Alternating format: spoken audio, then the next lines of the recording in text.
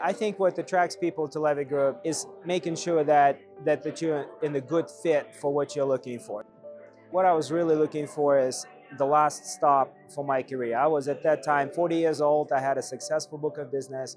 I already knew what I was doing, yet I didn't have the resources that I had. I didn't have any confidence that anybody is going to be able to provide those resources for me. I really cared about my long-term success. So I told myself this was going to be my last stop wherever I'm going to.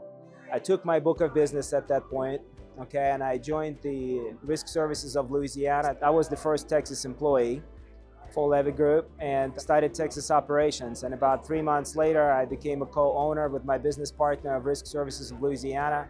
At that time, we have 24 employees, so I just celebrated my 10th anniversary of Leavitt Group, and we now have 82 employees, so we more than tripled in size in 10 years. Well, the biggest resource that they gave me is to allow me to have our own ship. They didn't tell us how to do it. They were available when they were needed. But the biggest thing that I did not want to do, I did not want to think about technology. I did not want to think about computers working or not working. I did not want to think about accounting. I did not want to think about legal services. My strength is to be with the customers and to take care of insurance needs and solve problems for my customers and also develop my employees. Being a part of Leavitt Group, I feel like that we can provide the best of both worlds to our customers and to our employees, because our competitors are publicly traded insurance brokers. Those guys typically look at each quarter to be profitable, and if you're not profitable 2 quarters in a row, then you have to cut people. Our agency look at a long-term view on anything that we do, and whether it's we're hiring employees or taking care of our customers. If we lose a large account for some reason, we're not going to cut people. We're going to sell our way out of the problem.